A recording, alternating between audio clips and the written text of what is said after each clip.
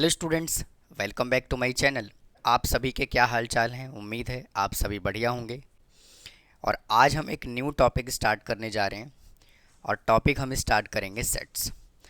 अब ये सेट्स होता क्या है? सेट्स का अगर मैं वैसी जनरल लैंग्वेज में आपको मीनिंग समझाऊं तो कहता है क्या, sets is a collection of object. भाई सेट का मतलब होता है क्या?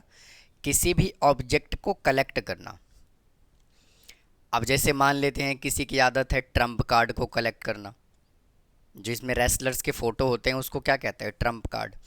किसी की आदत है वो कॉइन को कलेक्ट करता है, किसी की आदत है फ़ोटो का कलेक्शन करना, किसी की आदत है नोवेल्स कलेक्ट करना। नोवेल का कलेक्शन एक सेट हो गया।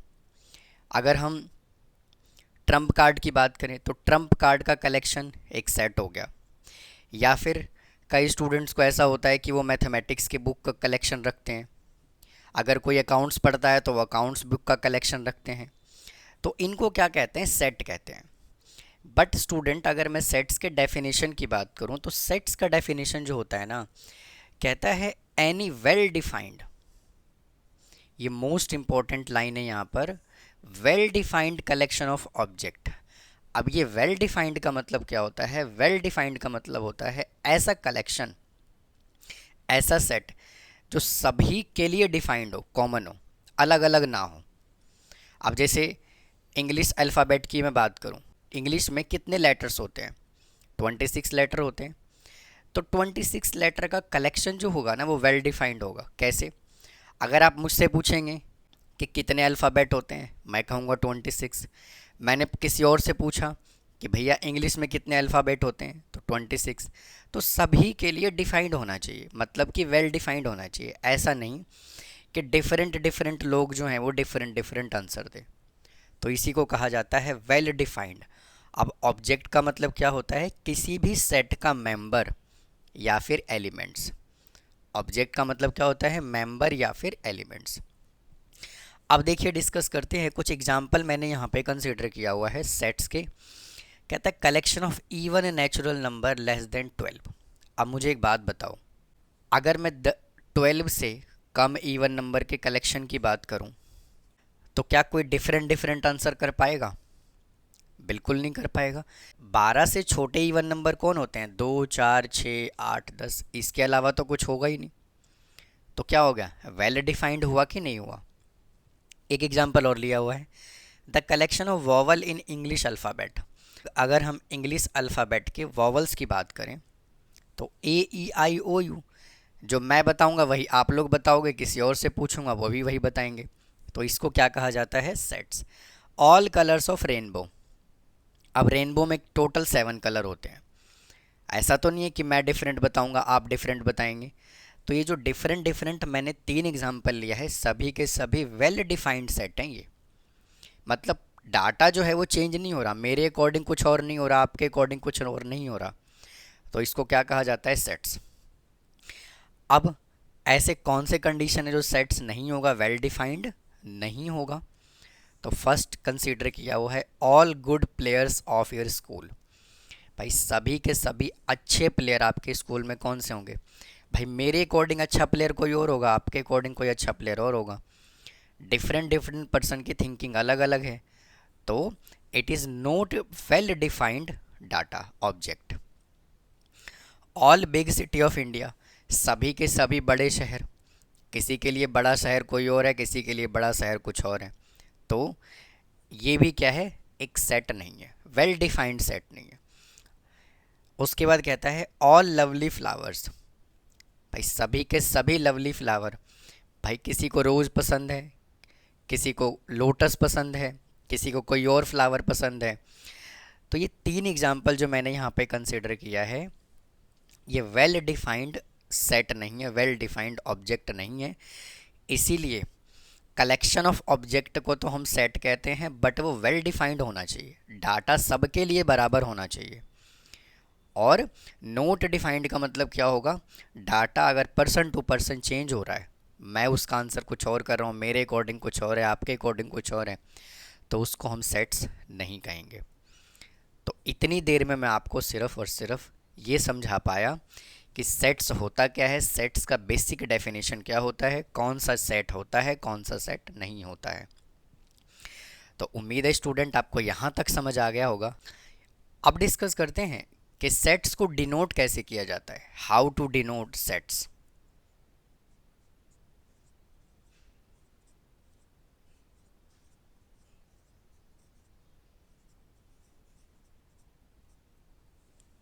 जैसे मान लेते हैं यहाँ पे एक एग्जांपल यही कंसिडर कर लेते हैं, the collection of vowel in English alphabet.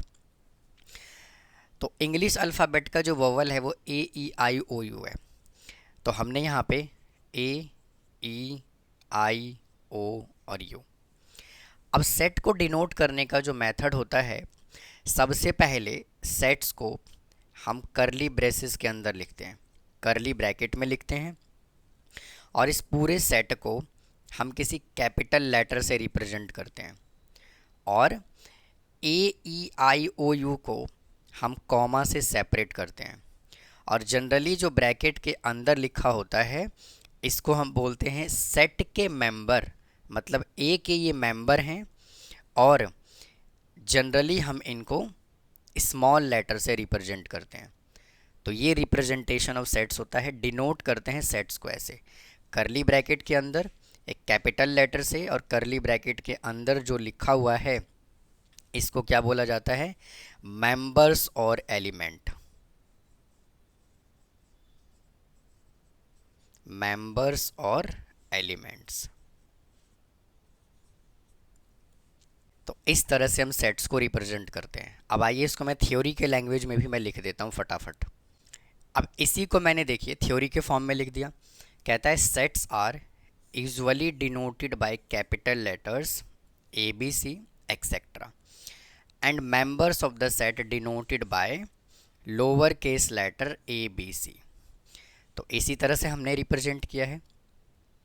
अब आइए यहाँ से हम एक कॉन्सेप्ट और समझते हैं, बिलोंग्स टू।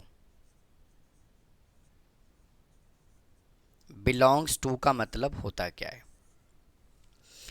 अब मेरे दोस्त, मैं यहाँ से ये कह सकता हूँ क्या, A is a member of capital A, A is a member of capital A। भाई A जो है वो किसका मेंबर है, सेट A का मेंबर है कि नहीं है। या फिर मैं इसको ऐसे भी लिख सकता हूँ, A is belongs to A। जब स्मॉल a इस पूरे सेट का मेंबर है, तो इसका मतलब क्या है कि A is belongs to A होगा। मतलब कि जो स्मॉल a है वो इससे बिलोंग करेगा। जैसे मान लीजिए कोई स्टूडेंट मुझसे पढ़ने के लिए आता है, मैं उसको कहता हूँ कि भाई कहाँ से बिलोंग करते हो, मतलब किस फैमिली से बिलोंग करते हो, फैमिली मेम्बर में कौन है। तो ये क्या है, फैमिली मेम्बर है। और हमने यहाँ पे क्या डिस्कस किया है, फैमिली मेम्बर में से एक मेंबर को बाहर निकाल लिया।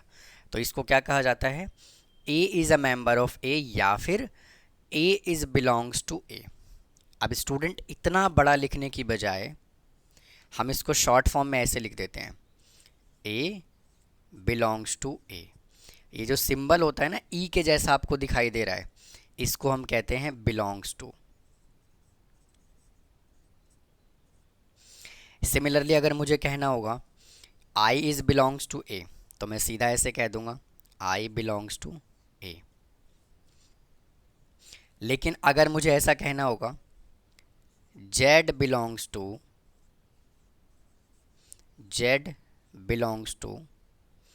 A, तो मुझे एक बात बताइए, क्या Z इसके अंदर है, इस सेट में है Z? नहीं है। तो हम क्या लिखेंगे, Z not belongs to A। और यहाँ पर लिखना है हमें Z, स्टूडेंट स्मॉल z लगा देते हैं यहाँ पे, हमें लिखना है Z, और ये बिलोंग नहीं कर रहा है इस फैमिली मेम्बर से, तो हमने यहाँ पे क्रॉस कर दिया और ये A। तो आपने दो कॉन्सेप्ट यहाँ से सीखा, बिलोंग्स टू क्या होता है और नोट बिलोंग्स टू क्या होता है। तो उम्मीद है स्टूडेंट आपको यहाँ तक समझ आ गया होगा। अगर फिर भी अगर आपको कोई डाउट है तो आप कमेंट बॉक्स में कमेंट कर सकते हैं। अब आइए इसके आगे डिस्कस करते हैं। अभी अभी हमने क्या डिस्कस किया है कि सेट्स को डिनोट कैसे किया जाता है, बट अब डिस्कस करते हैं हम सेट्स को हम रिप्रेजेंट कैसे करते हैं। तो मेरे दोस्त, सेट्स को हम दो तरह से रिप्रेजेंट करते हैं, रोस्टर फॉर्म या फिर टेबुलर फॉर्म। रोस्टर फॉर्म या टेबुलर फॉर्म, और सेकंड सेट बिल्डर फॉर्म या फिर रूल्ड मेथड भी हम इसको कह सकते हैं। तो कहता है क्या, रोस्टर फॉर्म में all the members of the set with in करली ब्रैकेट्स, ये तो हमने आपको अभी अभी बताया है डिनोटिंग ऑफ सेट्स में, एंड सेपरेट विद कॉमाज, और उनके ऑब्जेक्ट को हम कॉमा से क्या करते हैं, सेपरेट करते हैं। अब कैसे रिप्रेजेंट किया जाता है रोस्टर फॉर्म में, कहता है द सेट ऑफ ए कोई सेट है of all even natural numbers less than 15। तो सबसे पहले आपको क्या करना है, यहाँ से सेट क्या है, ए, तो जो भी सेट का नाम यहाँ पे देगा वही आपको लिखना है। और क्या कह रहा है, even natural number less than 15, तो आपको यहाँ लिखना है 2, 4, 6, 8, 10, 12 और 14। तो इस तरह से हम टेबुलर फॉर्म या फिर रोस्टर फॉर्म में किसी भी सेट को रिप्रेजेंट करते हैं। अब यहाँ से आपसे मैं एक क्वेश्चन और पूछना चाहूँगा, अगर मैंने कह दिया कि क्या 14 सेट ए से बिलोंग करता है, तो बिल्कुल करता है। लेकिन मैंने कह दिया क्या 15 सेट ए से बिलोंग करता है, तो नहीं करता है। तो बिलोंग्स टू का मतलब भी समझ आ गया होगा आपको। या फिर ऐसे भी कह सकते हैं कि क्या 2, 4, 6 और 8 सेट ए से बिलोंग करता है, तो बिल्कुल करता है। अब डिस्कस करते हैं next example. Let set S of vowel in English alphabet. तो एक सेट है एस और इसमें इंग्लिश अल्फ़ाबेट के क्या हैं, वॉवल, यानी कि A, E, I, O, U. Next example है let set L of letters in the word Jodhpur. सबसे पहले हमने यहाँ पे एल लिखा, करली ब्रैकेट लगाया, और सेट्स का रिप्रेजेंटेशन कैसे होता है, इनके ऑब्जेक्ट को, इनके मेंबर को हमें कॉमा से सेपरेट करना है। तो हमें क्या करना है, JODHPU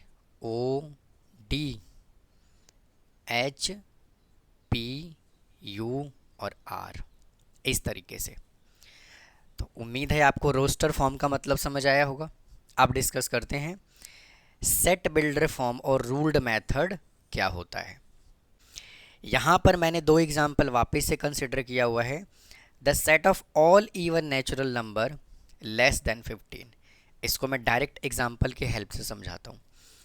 तो सबसे पहले हमने क्या करना है, यहाँ पे सेट कौन सा है, let set A, the set A of all even natural number less than 15। तो सबसे पहले आपको क्या करना है, यहाँ पर लिखना है सेट ए का नाम, उसके बाद यहाँ पे आपको लगाना है x स्मॉल x, और ये कॉलन का क्या है, साइन है, यानी कि x सच दैट, और फिर यहाँ पे क्या लिखा हुआ है, the set of all even natural number. हमने x को क्या कहा है, ऑल इवन नेचुरल नंबर, तो हम लिखेंगे x is an all even natural number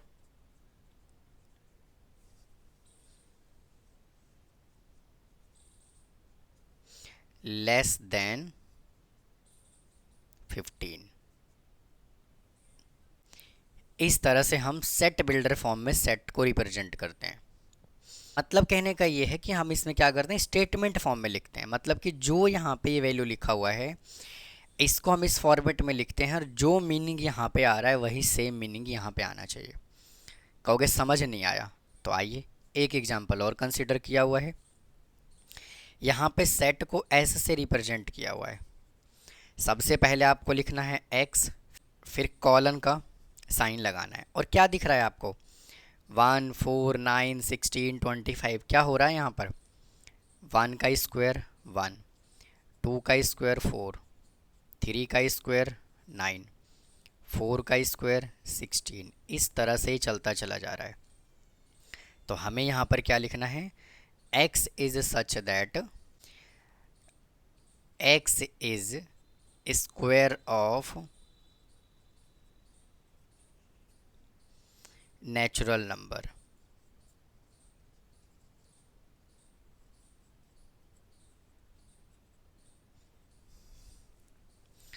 तो उम्मीद है स्टूडेंट आपको ये दो तरह से सेट्स का रिप्रेजेंटेशन समझ आया होगा। अब आइए डिस्कस करते हैं how many types of sets. Discuss करते हैं काइंड्स ऑफ सेट्स क्या होता है। तो फर्स्ट टाइप है एम्प्टी सेट, नल सेट और void set. Empty set, null set और वॉइड सेट कहता है a set which does not contain any element. एक ऐसा सेट जिसके अंदर कोई भी एलिमेंट ना हो उसको कहा जाता है क्या? नल सेट, एम्प्टी सेट और void set. For example the collection of all natural numbers less than one. क्या कभी पॉसिबल है कि एक से छोटा नेचुरल नंबर आ जाए? एक से छोटा तो कभी नेचुरल नंबर होता ही नहीं है। नेचुरल नंबर तो वन से स्टार्ट होता है। तो इसको हम कैसे लिखेंगे? हम इस सिंबल से रिप्रेजेंट करेंगे और इसको क्या बोला जाता है? फाई, या फिर आप सिंपल ये ब्रैकेट लगा सकते हैं और इसके अंदर कोई भी एलिमेंट आपको नहीं लिखना। नेक्स्ट एग्जाम्पल क्या कहता है? x is such that x square is equal to 9 and x is an even integer. अब मुझे एक बात बताइए, अगर मैं इसको सॉल्व करूँगा तो कभी पॉसिबल है कि इवन इंटीजर आ जाए? x इज इक्वल टू ये तो प्लस माइनस 3 आएगा। तो यहाँ पे तो इवन इंटीजर आ नहीं रहा, ये क्या आ रहा है? ऑड इंटीजर आ रहा है। तो ये भी क्या है? एक नल सेट है। तो इसको हम फाई से रिप्रेजेंट करते हैं। स्पेलिंग होता है PHI। अब बात करते हैं सिंगलटन सेट्स क्या होता है। सिंगलटन का मतलब क्या होता है? सिंगल, तन्हा, अकेला। तो सिंगलटन का मतलब होता है कि ऐसा सेट जिसके अंदर एक एलिमेंट हो उसको कहा जाता है singleton sets. A set that contains only one element is called singleton या फिर यूनिट सेट। कैसे? देखिए, ये एक सेट है जिसके अंदर एक ही एलिमेंट लिखा हुआ है, वो भी 0 लिखा हुआ है। तो एग्जाम्पल किसका? ये सिंगलटन सेट का। नेक्स्ट एग्जाम्पल ये लिया हुआ है मैंने, x is such that 3x minus 1 is equal to 8। देखिए 3x minus 1 is equal to 8। इसको सिंप्लीफाई कीजिए, 3x इज इक्वल टू 9, तो x इज इक्वल टू कितना आ गया? 3। तो इस सेट के अंदर कितने एलिमेंट हैं? एक ही तो एलिमेंट है। तो इसको क्या कहते हैं? Singleton set. x is such that x is capital of India. Capital of India एक ही है, दिल्ली। तो इसीलिए इस तरह के एग्जाम्पल को हम क्या कहते हैं? सिंगलटन सेट या यूनिट सेट। नेक्स्ट है फाइनाइट सेट। फाइनाइट सेट्स को मैं एक तरह से और कह सकता हूँ विच इज काउंटेबल।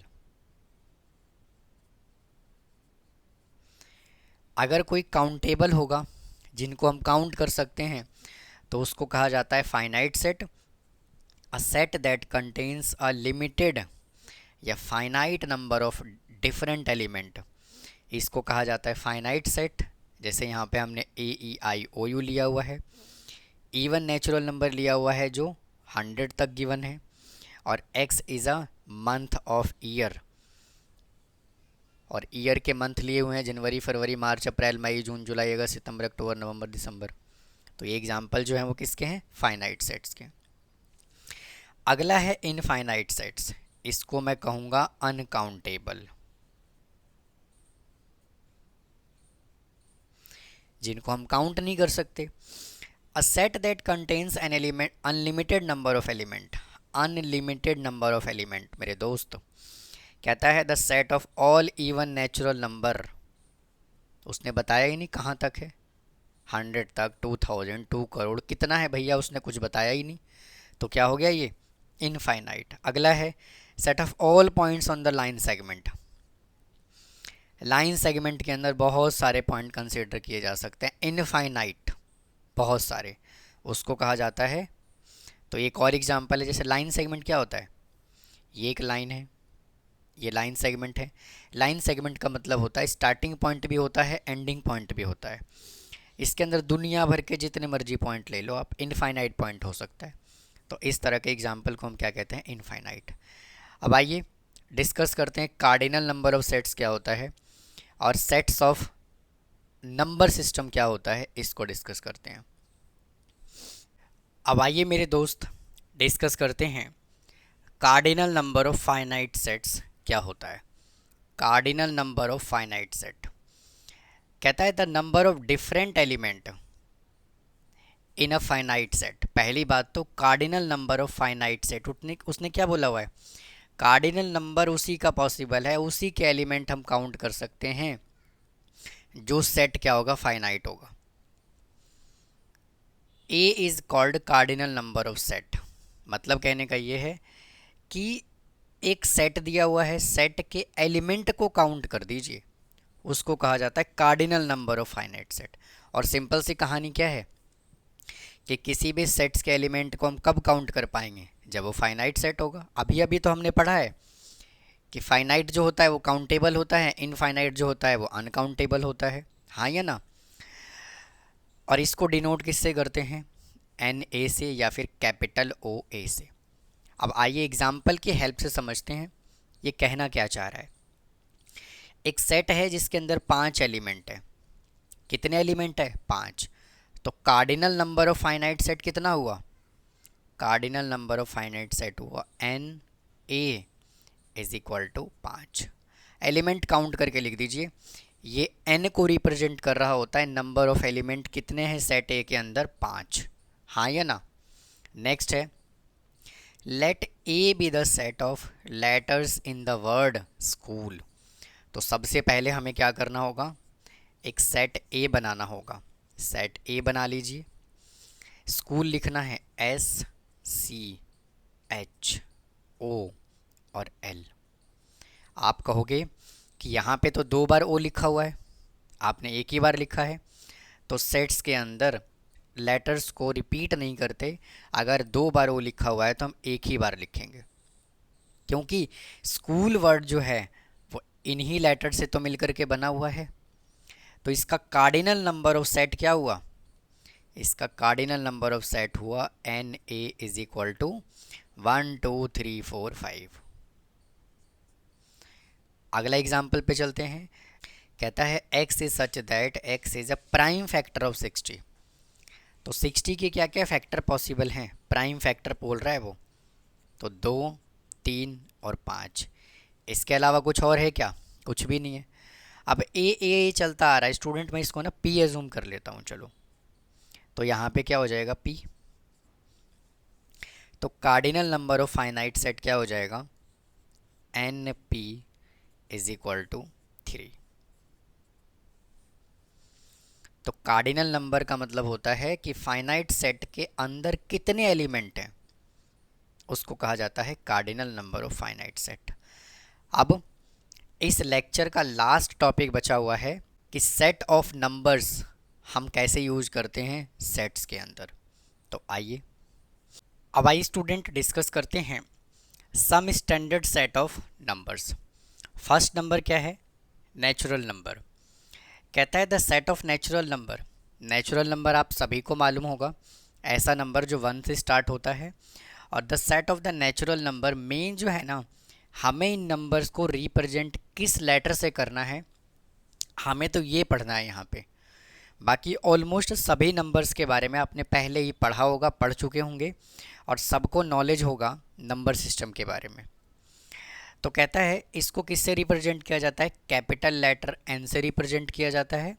तो हम क्या लिख सकते हैं, एन इज इक्वल टू 1 2 3 4 से लेकर के इनफाइनाइट तक। नेक्स्ट है होल नंबर।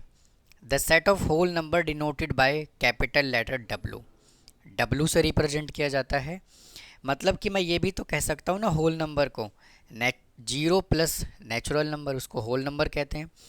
भाई अगर मैं 0 में अगर मैं नेचुरल नंबर ऐड कर दूँ तो वो होल नंबर बन जाएगा। तो इसको कैपिटल डब्ल्यू से रिप्रेजेंट करते हैं। तो डब्ल्यू इज इक्वल टू 0 1 2 3 से लेकर के इनफाइनाइट तक। नेक्स्ट नंबर है integers.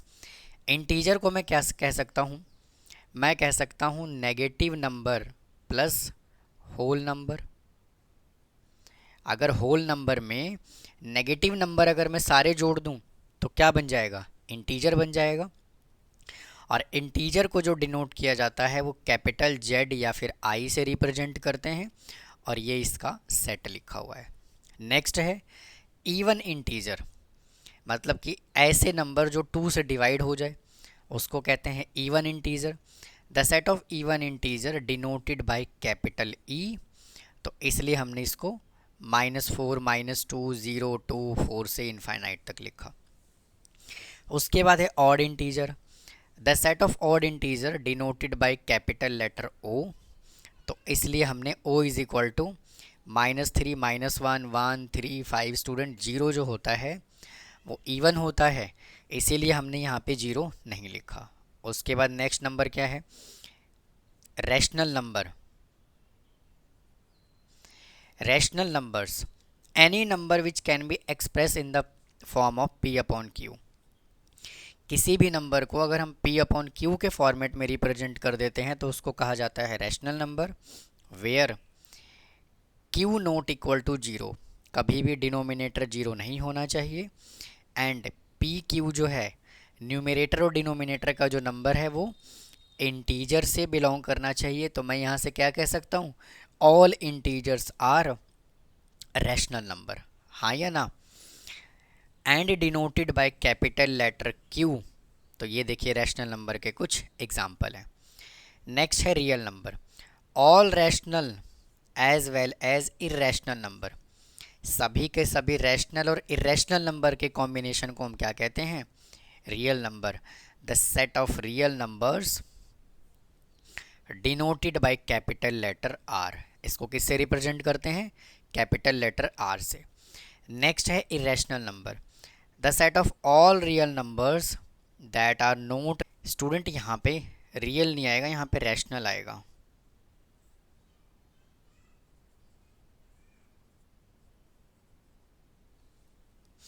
The set of all real number that are not rational, जो रैशनल नहीं होते उसको क्या कहा जाता है, इरेशनल नंबर। और इरेशनल नंबर का कंडीशन क्या होता है, नंबर जो है वो रिपीटेड नहीं होना चाहिए और नंबर डिविजिबल नहीं होना चाहिए, मतलब कि वो नॉन रैकरिंग होना चाहिए और नॉन टर्मिनेटिंग होना चाहिए। ऐसे नंबर को कहा जाता है irrational number. Non repeating, non terminating, उसको कहते हैं irrational number. It is denoted by capital letter T, और कुछ एग्जाम्पल हैं इसके, √3, √2 और ये पाई। नेक्स्ट है positive rational number. The set of positive rational numbers is denoted bye Q positive. और ऊपर तो हम पढ़ ही चुके हैं रैशनल नंबर क्या होता है, बट नेगेटिव और पॉजिटिव का फ़र्क है बस। अगला है positive real number. The set of positive real number is denoted by capital R positive. तो ये था student some standard set of numbers. तो उम्मीद है आपको ये समझ आया होगा।